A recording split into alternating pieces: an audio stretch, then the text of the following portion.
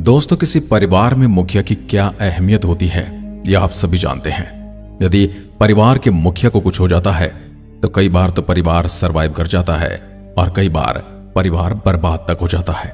इसलिए जो लोग परिवार की अहमियत समझते हैं वो अपने जीवन के बाद भी परिवार का सोचते हैं और इसलिए इंश्योरेंस जैसी कई सुविधाओं का उपयोग करते हैं। लेकिन हम जिस परिवार की बात कर रहे हैं उस परिवार को सौर परिवार कहा जाता है, सौर मंडल कहा जाता है और इसका मुखिया है सूर्य। इस ब्रह्मांड में जितनी भी चीजें हैं उनका जन्म हुआ है, उन्हें एक दिन मिट जाना है। लेकिन हमारे सौर परिवार के मुखिया सूर्य का जब अंत होगा तो क्या हमारा सौरमंडल सरवाइव कर पाएगा? कौन कौन से ग्रह इसकी मार से बच पाएंगे और कौन कौन से ग्रह जिंदा नहीं रह पाएंगे? ब्रह्मांड का नियम है, जिसने जन्म लिया है उसकी मृत्यु निश्चित है और जिसकी मृत्यु हो गई है वह पुनः जन्म लेगा।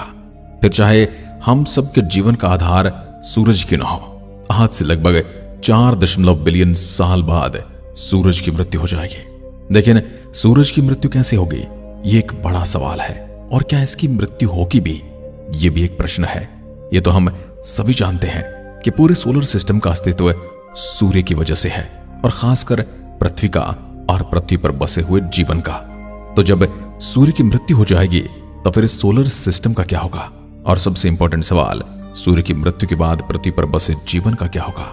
यदि सूर्य की मृत्यु के साथ ही पृथ्वी भी जीवन के लायक न बचे तो नए होम प्लैनेट की तलाश में इंसानों को कहां जाना होगा और क्या इंसान ऐसा कर पाएंगे? यानी सूर्य के मर जाने के बाद, और सूर्य कैसे मरेगा, इसके बाद सौरमंडल का क्या होगा? किस किस ग्रह पर सबसे ज्यादा तबाही मचेगी? पृथ्वी की बर्बादी के बाद हमारा नया घर कहां हो सकता है? ये मून हो सकते हैं इंसानों के नए घर, और कैसे सरवाइव कर पाएंगे? मर जाने के बाद सूरज का क्या होगा? क्या सूरज एकदम से खत्म हो जाएगा या यह और भी कोई खतरनाक रूप धारण कर लेगा? सूरज की मृत्यु कैसे हो सकती है? How our son will die. जब भी किसी इंसान की मौत होती है तो उससे पहले उसे कई बदलाव और परेशानियों से गुजरना पड़ता है। जैसे आप बचपन से जवानी की ओर बढ़ते हैं और उसके बाद बुढ़ापे की ओर। धीरे धीरे बुढ़ापे में आपके शरीर में बहुत सारी कमियां आनी शुरू हो जाती हैं, बहुत सारी तकलीफें जन्म ले लेती हैं। ठीक वैसे ही जब सूर्य की मौत होगी तब उसमें भी बहुत सारे बदलाव आएंगे। उसकी उम्र भी ढलेगी, वह बूढ़ा भी होगा। सूरज की मृत्यु की उल्टी गिनती तब शुरू होगी जब सूरज का ईंधन खत्म होना शुरू हो जाएगा। सूरज के अंदर न्यूक्लियर फ्यूजन की प्रतिक्रिया होती रहती है। न्यूक्लियर फ्यूजन की प्रक्रिया में हाइड्रोजन हीलियम में कन्वर्ट करता है और यही हीलियम सूरज की एनर्जी के तौर पर काम करता है। वर्तमान में सूर्य का कोर प्रति सेकंड 600 मिलियन टन हाइड्रोजन को हीलियम में कन्वर्ट कर रहा है। जब सूरज का सरफेस ऑफ एनर्जी खत्म हो जाएगा, इसका बुढ़ापा आरंभ हो जाएगा और इसकी मृत्यु की उल्टी गिनती शुरू भी हो जाएगी। एनर्जी खत्म होने के बाद सूरज काफी बड़ा होता जाएगा। सूरज का आउटर लेयर एक्सपेंड होने लगेगा और सोलर सिस्टम पर इसका कब्जा भी बढ़ने लगेगा। आकार बढ़ते बढ़ते सूरज रेड जाइंट में बदल जाएगा। रेड जाइंट में बदलने के बाद सोलर सिस्टम भी बर्बादी की ओर बढ़ना शुरू हो जाएगा। जैसे जैसे सूर्य का आकार बढ़ेगा, इसके नजदीकी ग्रह मरकरी और शुक्र सूरज की चपेट में आने शुरू हो जाएंगे। दोनों ही प्लैनेट हॉट रेड जाइंट से निकलने वाले अत्यधिक तापमान के कारण पिघलकर सूरज में ही समा जाएंगे। बुध और शुक्र के बाद सूरज का अगला शिकार होगा हमारी पृथ्वी। पृथ्वी पूरी तरह से पिघलकर सूरज में मिलेगा या नहीं, इस बात पर डिपेंड करता है कि सूरज का आकार बढ़ना बंद होता है या नहीं। यदि सूरज का आकार बढ़ना बंद भी हो जाए तब भी पृथ्वी सूरज के हाई टेम्परेचर को झेल नहीं पाएगा। पृथ्वी भी ऑलमोस्ट पिघल जाएगा और इसके सिर्फ आयरन कोर ही बचेंगे। इनर प्लैनेट के बाद अब आउटर प्लैनेट यानी जुपिटर और सैटर्न, यूरेनस और नेपच्यून की बारी होगी।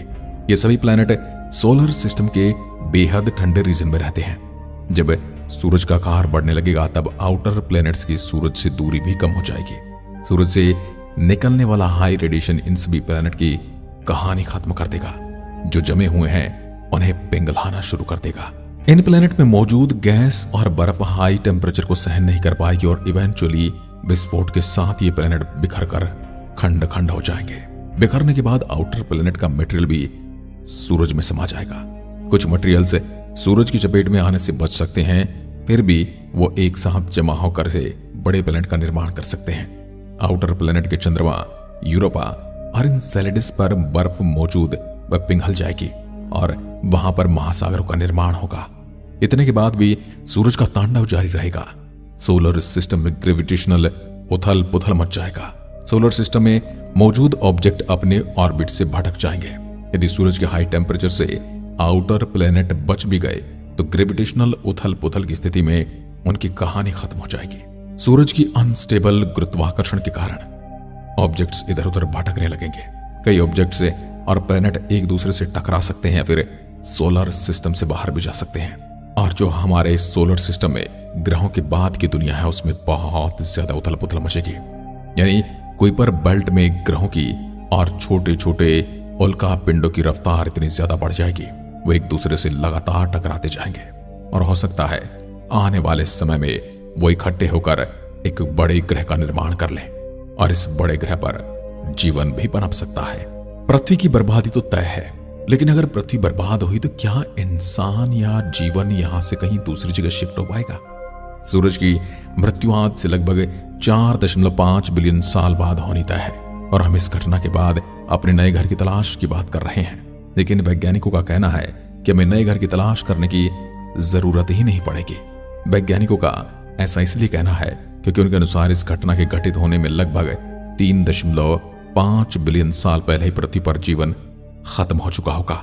यानी पृथ्वी पर कुछ भी ऐसा बचेगा ही नहीं जो दूसरे ग्रहों पर जा सके। समय के साथ इस सूरज के फ्यूजन रिएक्शन में लगातार बढ़ोतरी होती रहेगी। फ्यूजन रिएक्शन में बढ़ोतरी होने की वजह से सूरज का तापमान भी लगातार बढ़ता जाएगा। आज से लगभग 1 बिलियन साल बाद सूरज का तापमान इतना ज्यादा हो जाएगा कि इंसान समेत किसी भी जीवन के लिए उसे झेलना असंभव हो जाएगा और फिर अत्यधिक रेडिएशन के कारण पृथ्वी पर जीवन विलुप्त हो जाएगा। यानी कि सूर्य की जो किरणें हैं वो यहां पर इतनी ज्यादा बीमारियों को जन्म देंगी कि यहां पर जीवन पूर्णतः समाप्त हो जाएगा। खैर, यदि किसी तरह से भी इंसान सूरज की मृत्यु तक पृथ्वी पर रहते हैं तो फिर उन्हें अपने नए घर की तलाश में सोलर सिस्टम के आउटर मोस्ट पार्ट्स में स्थित प्लूटो और कुइपर बेल्ट में मौजूद दूसरे ड्वार्फ प्लेनेट की ओर जाना होगा और शायद नेपच्यून के चंद्रमा ट्राइटन पर भी हम जीने के लिए उचित माहौल ढूंढ सकते हैं। वर्तमान में प्लूटो समेत ये सभी जगह अत्यधिक ठंडे हैं। इन सभी प्लेनेट का औसत तापमान फ्रीजिंग पॉइंट से सैकड़ों डिग्री सेल्सियस नीचे है। इस स्थिति में वर्तमान में वहां पर जीवन मौजूद होने की कल्पना करना भी नादानी है। लेकिन सूरज के रेड जाइंट में बदलने के बाद सोलर सिस्टम के आउटर मोस्ट प्लैनेट से इसकी दूरी कम हो जाएगी। साथ ही आज की तुलना में सूरज से हीट और रेडिएशन भी अत्यधिक मात्रा में रिलीज होगा। ऐसे में प्लूटो तक सूरज से उचित तापमान पहुंचने लगेगा। ये तापमान मौजूदा समय में पृथ्वी की औसत तापमान के आसपास ही होगा। इतने तापमान में इन ग्रह पर मौजूद बर्फ पिघलकर महासागरों में बदलनी शुरू हो जाएगी और जहां महासागर जन्म लेंगे वहां पर जीवन भी जन्म ले सकता है। लेकिन यह प्रोसेस इतना लंबा होगा कि इंसान अगर वहां पर जाना चाहेगा तो वहां पर आज की जैसी परिस्थिति होगी और जहां पर इंसान है वहां पर आज से बदतर परिस्थिति होगी। इसलिए यहां पर जीवन को स्विच नहीं किया जा सकता। हाँ, हो सकता है नया जीवन वहां पर जन्म ले ले। लिक्विड फॉर्म में पानी की मौजूदगी होने और पृथ्वी के जैसा तापमान मिलने के कारण प्लूटो और इस रीजन में मौजूद दूसरे प्लैनेट्स जीवन के योग्य बन सकते हैं। पानी की मौजूदगी के बाद इन ग्रहों पर वैसी ही परिस्थितियां विकसित होनी शुरू हो सकती हैं जैसी पहली बार पृथ्वी पर जीवन के विकसित होने के समय थी। प्लूटो या इसी रीजन का कोई दूसरा ग्रह हमारा होम प्लैनेट बन सकता है। हमारा नहीं, जीवन का होम प्लैनेट, क्योंकि ऐसा कोई भी जीव यहां से दूसरे प्लैनेट पर नहीं जा पाएगा। तो क्या मरने के बाद सूरज एकदम से खत्म हो जाएगा, या यह और विकराल रूप धारण कर लेगा, या यह अपनी किसी दूसरी फॉर्म में चला जाएगा? एट लास्ट रेड जाइंट में बदल चुका सूरज अपने जीवन के अंतिम पड़ाव पर पहुंच जाएगा। मृत्यु की स्थिति में पहुंचने के बाद सूरज व्हाइट ड्वार्फ में बदल जाएगा। इस समय भी सूरज काफी गर्म रहेगा और अत्यधिक मात्रा में जीवन के लिए खतरनाक एक्स-रे रेडिएशन रिलीज करता रहेगा। और फिर 1 बिलियन सालों के बाद सूरज मैनेजेबल टेम्परेचर के साथ एक जगह पर सेट हो जाएगा। व्हाइट ड्वार्फ की स्थिति में ही सूरज ट्रिलियंस ऑफ ईयर तक मौजूद रहेगा। ये व्हाइट ड्वार्फ नए हैबिटेबल जोन का निर्माण करेगा। क्योंकि इस व्हाइट ड्वार्फ का तापमान बेहद कम होगा तो हैबिटेबल जोन भी व्हाइट ड्वार्फ के काफी करीब होगा। यदि हम हैबिटेबल जोन में किसी प्लैनेट का निर्माण होता है तो व्हाइट ड्वार्फ की ग्रेविटी इस प्लैनेट को चूर चूर कर सकता है। तो व्हाइट ड्वार्फ के आसपास जीवन असंभव होगा। आप क्या सोचते हैं, सूरज की मृत्यु तक इंसान पृथ्वी पर मौजूद रहेंगे या फिर उससे कई करोड़ साल पहले ही खत्म हो जाएंगे? आज की वीडियो में बस इतना ही। एक बार फिर मिलते हैं, तब तक के लिए नमस्कार। जय हिंद, जय भारत।